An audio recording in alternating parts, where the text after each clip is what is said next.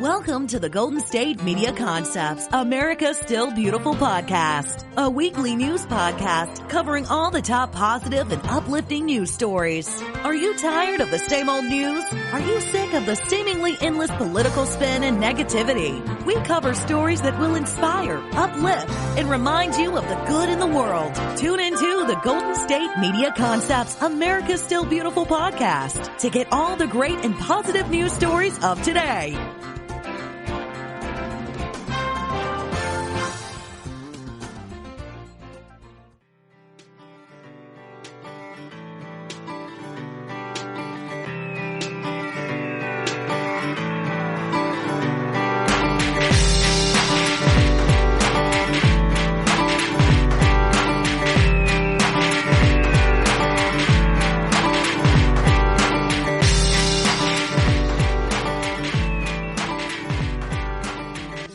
And welcome to GSMC America's Still Beautiful podcast, brought to you by the GSMC Podcast Network. I am your host, Alyssa Jo. And you know, between the fires in Australia, the earthquakes in Puerto Rico, and the tensions with Iran, I feel like we've gotten a lot of bad news lately. But that is why I'm here to give you some moments of delight with some feel-good, happy news stories. You know, it's a nice reminder that through all of the chaos, there is good, positive things still happening in our world. And it can kind of just give us a bit of an ease to talk about these things and just forget about all the bad for a while. You know, the best part of my day is honestly getting to share these feel-good, positive stories with you and spreading the joy and kindness, you know, through your earbuds, car speakers, or whatever you may be listening on. So I thought I would just start with a story about how crafters across the globe are sewing, knitting, ironing, and lots more to help aid Australian wildlife, because we know those numbers have been devastated by the raging wildfires. So they're making protective cloth pouches for like young kangaroos and different animals, as well as they're creating bat wraps that rescue volunteers can use to help the animals recover. So there's lots of people doing things all over the world to help this tragic thing going on. So I thought I would just start with that. But there is a new study that says doing something nice for others can immediately relieve sensation of physical and mental pain.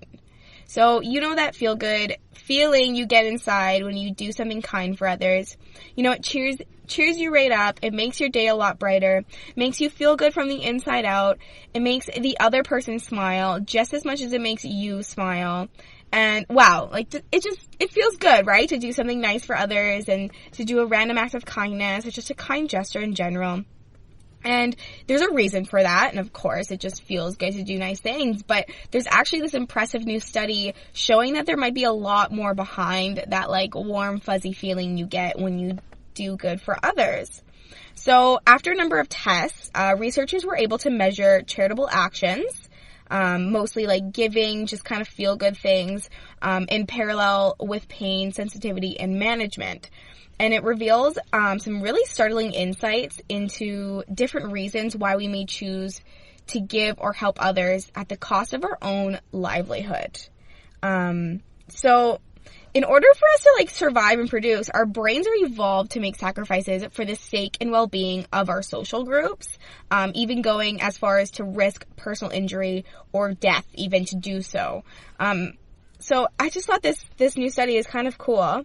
Scientists have found basically that doing your do good deeds, random acts of kindness, giving to others, not only acutely induce physical pain amongst healthy adults, but also chronic pain among cancer patients. So it's pretty intense. And so in just their first pilot study, there was dramatic results were found after individuals were reported to have experienced more pain when having blood drawn for regular lab tests than when their blood was being drawn for donations to earthquake victims. Even though the needle used was larger and the quantity of blood taken was greater in the donation subjects compared to the test-taking subjects. But that just shows right there, you know, your pain is more when you're not doing it for others. They did a bunch of other tests. Another one was they asked subjects whether they would participate in this feel-good activity. In this case, it was revising a handbook for the children of migrant workers. And the test groups they sorted them out basically by the people who were doing it to give back and to help out, and the people who were doing it as a mandate, out of the control. So they had to sink their hands into cold water. Participants were asked to report their pain every 15 seconds after a reminder, and once again, it was the feel-good group who experienced the smallest degree of pain. It was also that group who managed on average to keep their hand submerged in the cold water the longest. So they've done a bunch of other ones, and then here's another one. In the final experiment, the researchers examined the effects of this feel-good acts on chronic cancer patients. And so over the course of a week, the group chose a daily, feel-good activity. In this case, it was cleaning the common areas of their ward mates and preparing a nutritional diet plan for their ward mates. And they had a gradual reduction in pain symptoms throughout the week compared to the non-feel-good and control groups. Okay, so my next story about some Oakland residents who have transformed an abandoned lot into a sanctuary for camping homeless women. So there is the California housing crisis. It's hitting especially lower income communities as rent prices are still rising from the endless injunctions of big tech money areas like in San Francisco and Oakland. But residents have come together to make a difference. So the number of homeless encampments within the city of Oakland outnumbers the square kilometers that actually make up the city, which is pretty crazy. But on the corner of 37th Street and Martin Luther King Jr. Way, this community of housed and unhoused citizens are creating reasons for people to change their attitude towards the often embattled encampments. So it's 37 MLK is the lot name. It was just a vacant Oakland lot of overgrown weeds that's kind of squared away by tattered chain link fencing. I guess it's in the northwest part of the town. And that's where a local resident, her name is Stefani, walked to work every single day. So she walked past us every single day and saw it. But today, the 37 MLK vacant lot has become far more than just a homeless encampment. It's actually kind of like a homeless sanctuary.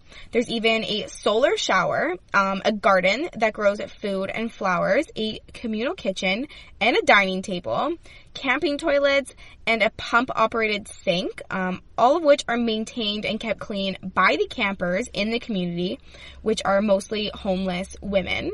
The little community feels kind of protected inside this fencing, and the walkways between tents are lined with solar-powered lights and mini white picket fences. I saw some pictures of this little encampment, and it's actually pretty incredible. The women also, they keep chickens, which provide eggs and help keep insect and rodent populations under the control. And so house neighbors just around in the area do what they can to help out and provide services for them that they cannot do themselves, such as garbage removal. Police have been called twice in the community's history among the residents, but there's a sense of collective responsibility with regular meetings being held to discuss the cleanliness and remind everyone just to be respectful, because complaints could lead to, dismantling of their quiet and peaceful way of life. But I just thought that was kind of a unique little story that this campsite, it's actually pretty incredible. I saw some pictures, like I said, and it's pretty impressive, I'm not gonna lie. So my next story is about a bakery. It's called Sweet Generation, and it's a bakery in Manhattan's East Village neighborhood where customers get more than just rainbow frosted cakes and jars full of cookies. Owner and founder Amy Chasen formerly worked in a youth development and education, but she's combined her passion for teaching and her love of baking to create RISE. And so RISE is an acronym for Reach, Inspire, Shape, and Elevate, which is basically an internship program that teaches young people, ages about 16 to 24, about life skills and professional development. So Amy says, we serve people from marginalized communities, specifically from low-income communities and young people of color, and we train them on the job in the bakery, both in the kitchen and on the counter, and we also run workshops focused on professional development and entrepreneur thinking. So since opening Rise, they have actually helped over 130 individuals, and each year the program is offered in 4 different kind of segments containing 7 to 15 participants. And actually a lot of the individuals end up working at the bakery afterwards. About 75% of the Sweet Generation staff is made up of a former interns. So Amy is very proud that her program presents opportunities that bring her interns out of their comfort zones. She tries to help them develop self-confidence and make sure it's an environment in which they can pitch new ideas, get their creative minds flowing. And I just think that is so wonderful. So on that note, it is time for a little bit of a break, but don't go anywhere because I have so many amazing stories to share with you today. It'll definitely give you those warm, fuzzy feelings inside. So please stay tuned.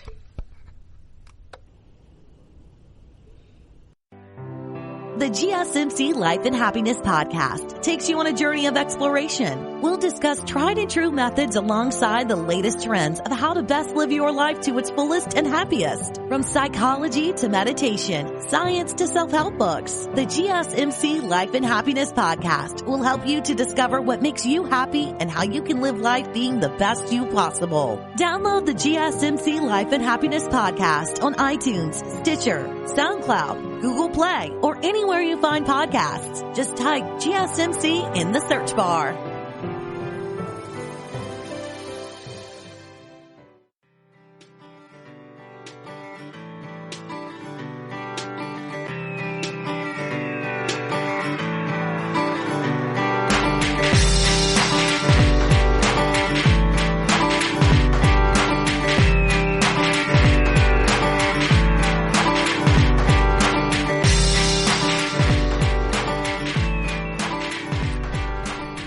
Welcome back to GSMC America Still Beautiful podcast, brought to you by the GSMC Podcast Network. So if you're traveling to New Jersey anytime soon, or maybe you live in New Jersey, I got something you might want to see. It is the world's largest functioning model train set. It actually goes around its own museum. So this is kind of a little unique story. So Bruce Williams is a resident of New Jersey. He spent 18 years creating the technological marvel in a building now called Northlands. So these winding tracks and breathtaking miniature scenery throughout this little train thing. It's incredible. I saw some pictures of it and it's incredible. The train goes through this entire museum, and eventually, though, it did fall into disrepair as the price of maintaining it inside its such large building became too high for a man who was essentially just kind of a extraordinary, passionate hobbyist. He just kind of wanted to, it was just something he kind of fell upon and just started doing, but it just became too much because it's huge, it's incredible. So it's a large warehouse, Northlands. And to do that necessarily, if you want to build a model train setup with more than 8 miles of track, he continued to imagine more and more artistic scenery, and that's just led him to expand the basement 5 times. The little trains start their journey from a depot, and then fix onto a track through this functioning and amazing little tunnels and things, and they run through model America basically. They pass over bridges, spanning canyons and gorges. It's just scenic riverways. It's incredible. Mining pits, detailed villages.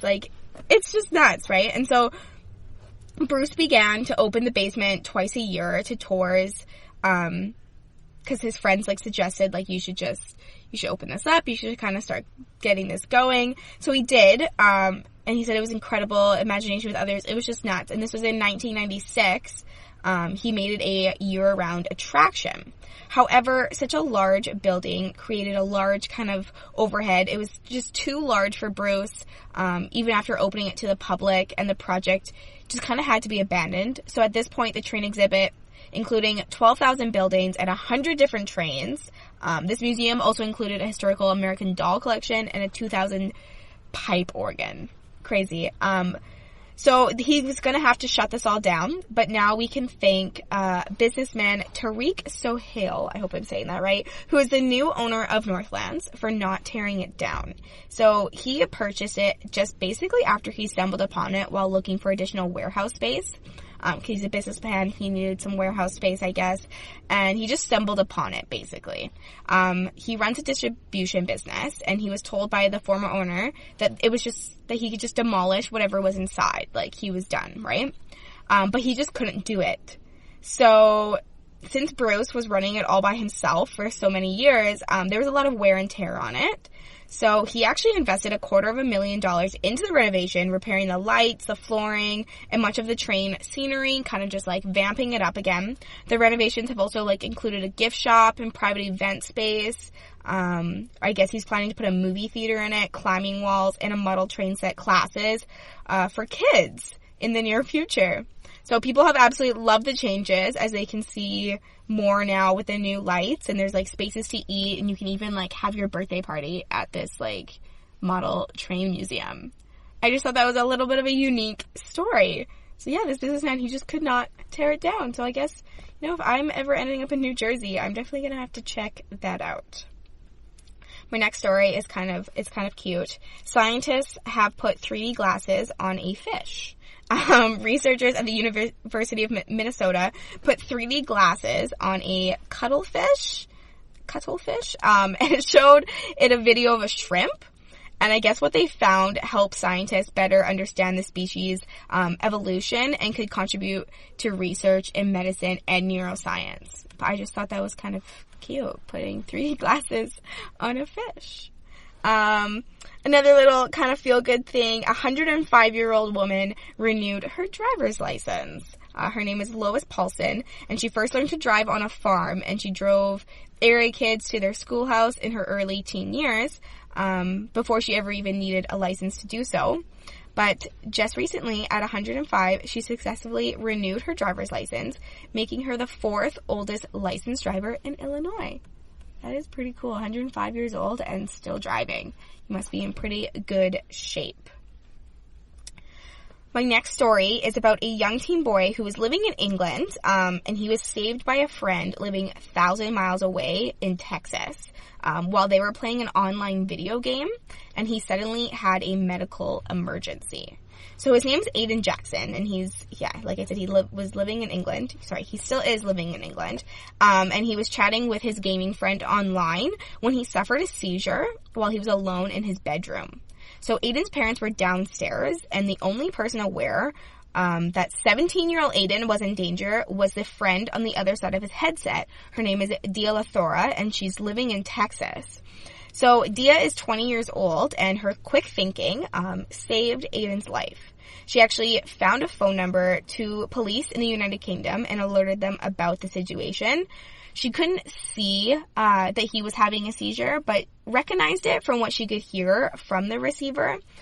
She kept asking if he was okay, but when she got no response, she quickly jumped to action, tried to find the phone number. And so just a short time later, police did arrive at Aiden's house, kind of surprised his parents, and they were sitting upstairs watching TV, and Aiden was in his room. The policeman said that they got a call from overseas that there was an unresponsive male at the address. But his parents were so confused, we didn't call anybody. But they said that they got the call from America, so when they went upstairs, they found Aiden extremely disoriented. Aiden is now recovering. His parents reached out to Dia to thank her for her quick thinking, as they don't know when they kind of would have found him, went upstairs to see him. And so Dia said that she was just very glad that she could help. My next story is about a donation-based organization called Transform, and they help transgender children build wardrobes to fit their new gender identities. So this Cincinnati LGBTQ organization received such a blessing just this past week, and a blessing in the form of a celebrity retweet that helped them raise over $30,000 for their fundraiser that they were having to help kids build their wardrobe. So late night talk show host Seth Meyers urged his followers to support the organization's fundraiser, and it helped them raise so much money. just for his acknowledgement. So Transform currently offers like a free service to local transgender youth between ages 6 and 18 who recently like began their transitions. But they're raising more money to help purchase a new space and expand to accommodate older clients as well, because right now they just have a small space. And they said, the co-founders said, it's important to just have a space where everyone's telling you you look great, making you feel good about yourself and good about what you want to do with your look.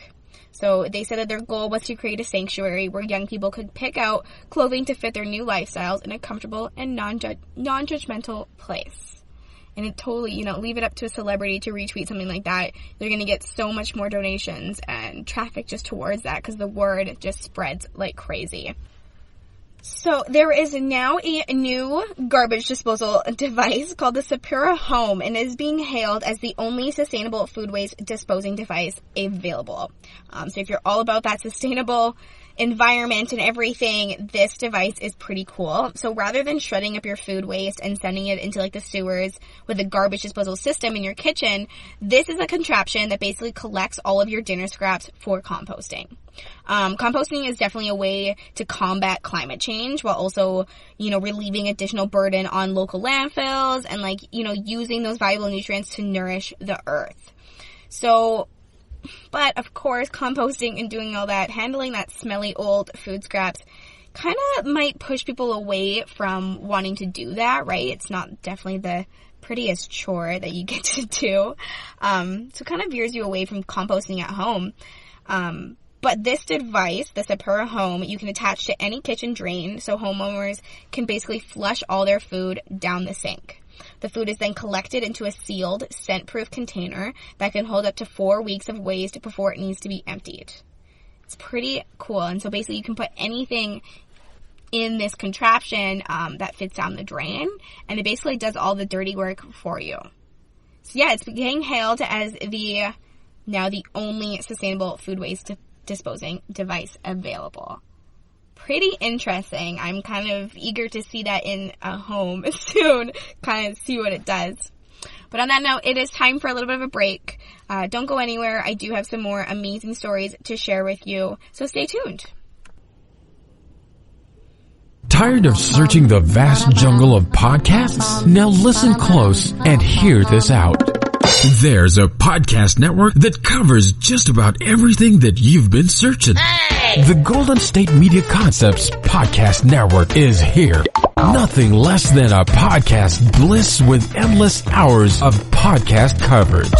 From news, sports, music, fashion, cooking, entertainment, fantasy, football, and so much more. So stop lurking around and go straight out to the Golden State Media Concepts Podcast Network. Guaranteed to fill that podcast itch.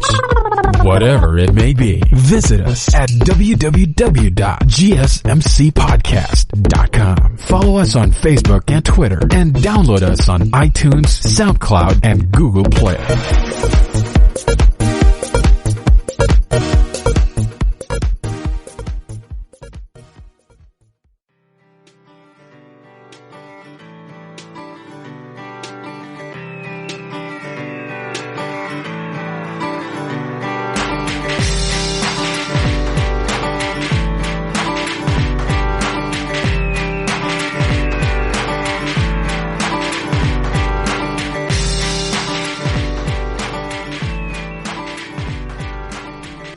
Welcome back to GSMC America Still Beautiful podcast. My next story is about a father-son duo who are going above and beyond to help the homeless. It's kind of a sweet little story.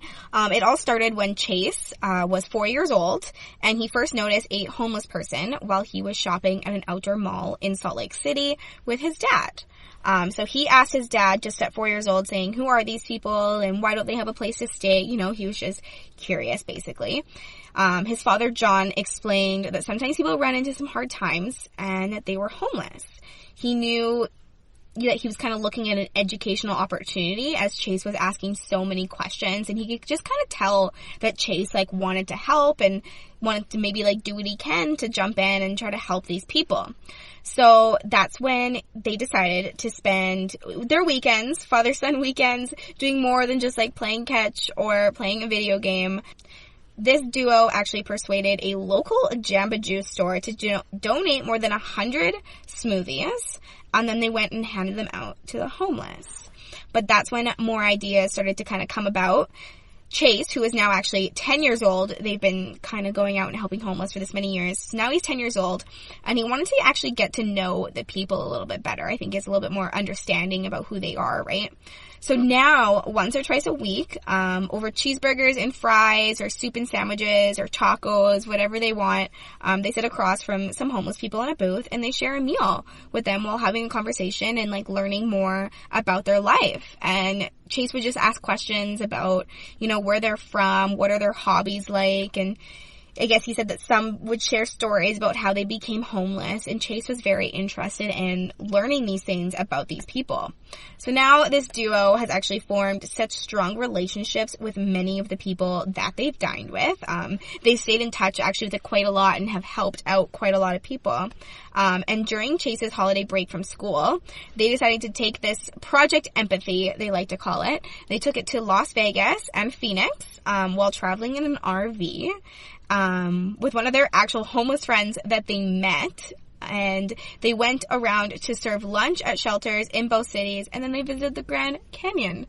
What a cool little break from school, helping out the homeless. Chase says, I just want other people to know what they can do this on their own in their town. When you have lunch with a homeless person or just sit and talk to them, it helps to lift their life. What wise words from a 10-year-old.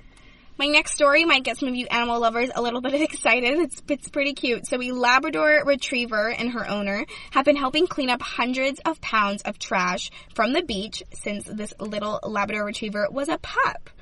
The puppy's name is Molly. I guess she's no longer a puppy anymore.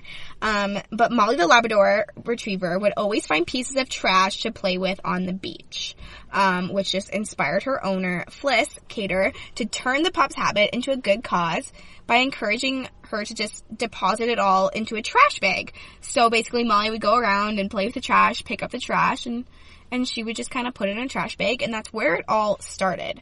She says, we'll pick up hundreds of items every single day, and I've had to upgrade from small bags to massive bin liners. She loves it so much, and she doesn't ask for treats when she finds something. All she wants is a good girl, Molly, and she's a happy dog. So the dog's kind of unique little wanting to pick up trash, playing with trash, she turned it into a good deed. Their daily walks since have made Molly somewhat of a celebrity among the beachgoers. They're kind of excited to see her play around, pick up the trash and everything, and she hopes that, you know, Molly's unique skill will help clean up the beach, and also just make people think twice about littering when you see, you know, the dog going around and making a difference, right? She says, unfortunately, Molly can't clean the beach on her own, but she definitely tries. We want to get people involved, or at least make them think twice about disposing of their litter so carelessly. So this cleaning duo, they don't expect to ever kind of complete their task. They say that they won't stop until the beach is completely clean. And yeah, they do this on like a daily basis. Whenever they go for a walk, they will go and pick up trash along the beach. My next story is about a waitress in Sacramento that got a huge surprise from a customer who left her an $1,800 tip. Her name was Kathleen Moreno, and she served just a small group this past week at the Wildwood Kitchen and Bar. And she just, you know, treated them with regular respect and kindness like every customer that comes into the establishment. And the group's bill came out to nearly $165. And it was just like, she said it was just a small group of women that paid the bill. And when she got the check back, she was shocked by the number that was written down. She says, when she wrote the tip, I thought she just wrote the total was $200. And then I looked closer and there was an extra 0. I couldn't stop shaking for about 30 minutes to an hour. She's never met these group of women before. It's just a table of 4 of them that she waited on that night. Kathleen actually works 2 jobs to afford her college tuition, and she's currently enrolled in a culinary program at a college as well. And so she works hard for what she does, and this was just completely changed her life to kind of, you know, get her going. She says she plans to use the money to pay for some of the repairs on her car, and she also wants to donate a portion of it to the victims of the Australian wildfires. It is definitely a chain effect, when you do one random act of kindness, it makes others want to continue that random act of kindness and pay it forward. And for my last story, it's about a teen who is trapped in snowy Utah mountains for 30 hours, and he feels extremely lucky to be alive. His name is Nicholas. He's only 17 years old. He's from Fresno, California, and he was visiting Utah to see an ex-girlfriend at the time, and he decided to go for a day-long hike. He ended up getting stuck in the snowy mountains for 30 hours, and he kept himself awake by phone alarms. He built a snow cave for shelter and held a special beaded bracelet to keep his hopes up. So yeah, he's only 17 years old, and he was just visiting his ex-girlfriend, and he said that he just loved hiking. It clears his head. So he went up the canyon east of Salt Lake City, and he said that he just brought 6 peanut butter and jelly sandwiches and 40 ounces of water with him because he planned to be out all day and make it home in time for dinner. But later that afternoon, it started to snow, and the temperatures were dropping, and it forced him to stop. His cell phone didn't have service along the route that he planned to go. Yeah, it didn't have any service on it. So eventually his feet were starting to freeze, and so he found a spot under a tree with a little bit of protection from the elements, and, he built up a snow cave to keep the wind at bay so he wasn't completely freezing. And then he kept setting timers on his phone, an alarm to go off every 30 minutes so he wouldn't fall asleep. He tapped his hands against his chest just to keep the blood flowing. So sounds like he had a little bit of knowledge to what he was doing. His ex-girlfriend and her mother had called the police when he didn't arrive back for dinner. And then with the darkness following help, it didn't really, they were scared. They didn't know what was going on. So hours went on. He started to lose hope, he said. It was getting darker. He just, that's such a scary moment. You don't know what's going to happen. And then he said that he found something in his backpack, which was the beaded bracelet his ex-girlfriend had given him earlier in their relationship. And it reminded him of everyone who cared about him and that he needed to stay alive. So he was able to get himself out of there and get some help, and he's doing okay. So basically after the sun came up, he left his little protection snow cave with his wet clothing and boots, just absolutely frozen. He found some other hikers who had a satellite phone. He's about 6 miles from where he had been dropped off. So I guess the search and rescue officials said they found tracks that indicated he had been moving through waist-deep snow, and that he was very lucky to survive the night since it was so cold. So he was flown out of the canyon by helicopter right to the University of Utah hospital, where he was treated for frostbite on his feet. I guess he's still numb and in pain, but he's not expected to need any amputation, which is great.